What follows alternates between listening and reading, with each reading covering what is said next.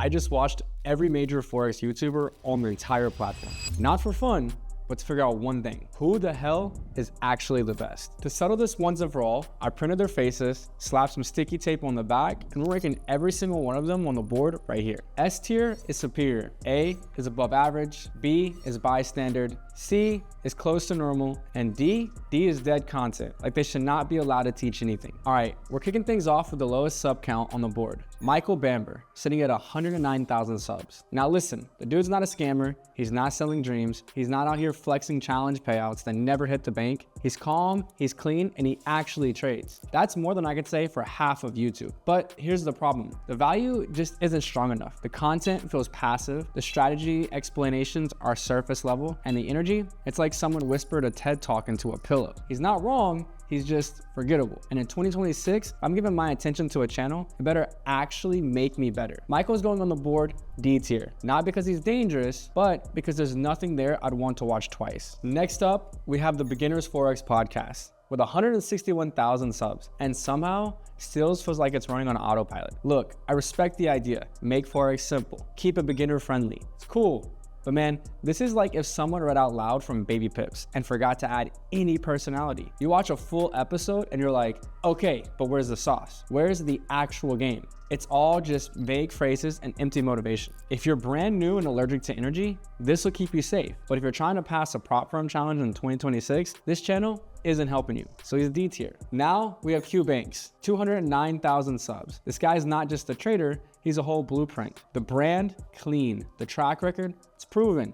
He's been doing this before you knew what a pip even was. His content feels more like mentorship than entertainment. He's not posting every week, but when he does, you listen. It's a real strategy, real mindset, and real execution. The only ding, the uploads are sparse, and it leans more like lifestyle these days, but honestly, he's earned it. So S tier, without any hesitation. Now we got No Nonsense Forex with 303,000 subs and a legacy audience that still swears by his strategy. To be fair, the core content is solid. It's rule-based, it's clear, anti-indicator spam. He really did give the industry a wake-up call. But let's be real, man disappeared like 2 years ago. No prop firm updates, no market takes, just vibes and an archive. We're putting him in a B tier. Respect the impact, but it's not 2019 anymore. All right, now before we keep climbing the sub count mountain, let me just say this real quick. The number of subscribers doesn't mean shit if you can't teach someone how to not blow their count. I've seen creators with 10,000 subs dropping gold and straight gems, and I've seen others with 500,000 just flexing a rental and pushing garbage. So from here on out,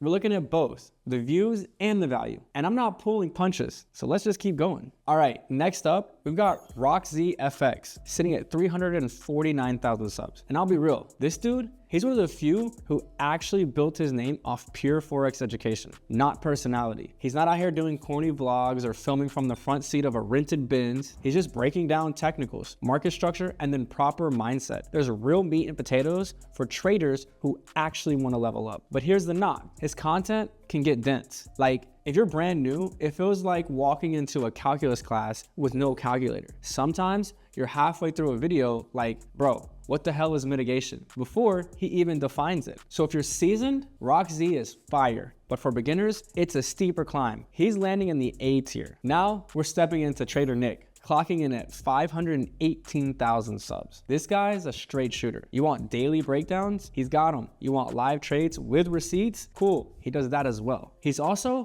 big on the prop firm angles. And unlike a lot of guys in that space, he's not over leveraging just to show a flashy win. There's a calmness to the way he teaches that's actually kind of refreshing. But the trade-off, he plays a little too safe sometimes. Like, videos can drag and there's not much flair. It's educational, but if you're scrolling at YouTube at 2 a.m. looking for inspiration, you might click off his videos halfway through. Still, his content is reliable, it's clean, and it's built for traders who want consistency over hype. He's a solid B tier. Now this one right here, this is Tori Trades, and she's pushing 571,000 subs like a rocket. Fastest growing on the list by a mile. And it's not by accident. Her videos are crisp, Her explanations are dialed, and the psychology talk, it's on point. She doesn't just show charts, she shows discipline, restraint, the kind of stuff that actually matters when you're passing a challenge. And the crazy part is, there's no fluff, there's no fake profits, no 45-minute webinars with 10 minutes of value, just straight up knowledge with production value that makes it feel premium. If she keeps going like this,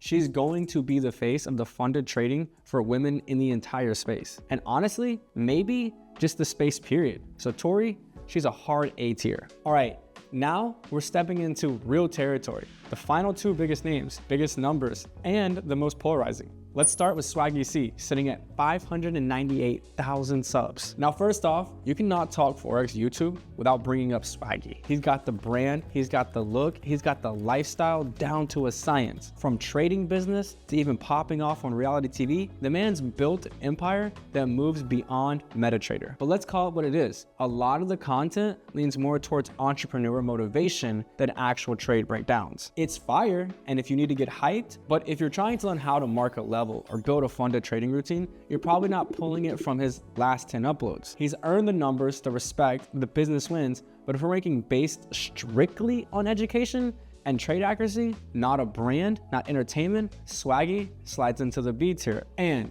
finally, FX Alex G, sitting just under 1 million subs, 973,000 strong. This guy is the definition of modern Forex YouTube. He's got the funded accounts, he's got the community, he's got the views, he's posting breakdowns, flexing receipts, showing his actual setups and not just cherry picked ones either. And here's the thing, this man just collabed with Jake Paul. Say what you want about Jake, but from a content creating standpoint, that's a power move. Most Forex YouTubers don't even know how to collab, let alone link with someone who's built one of the strongest brands on YouTube. So while some of y'all might say that makes him a sellout, for me, that makes him a certified S-tier creator in trading. But we're not putting him in S tier just yet because the education side still lags a little behind the brand side. It's still clean, it's still real, but we're saving S tier for the ones that fully blend both together. So for now, FX Alex G is a high level A tier. So yeah, we ranked every major Forex YouTuber on this board. Some shocked me, some disappointed me, and some earned my respect. But at the end of the day, none of this matters if you don't know where you fit in. Because watching creators is one thing, but figuring out your next move, that's the real game. And like always, don't forget to like, subscribe, and comment. And if you want me to review anyone else's YouTube, please drop it in that comment section. And make sure you click that next video. Until next time, peace.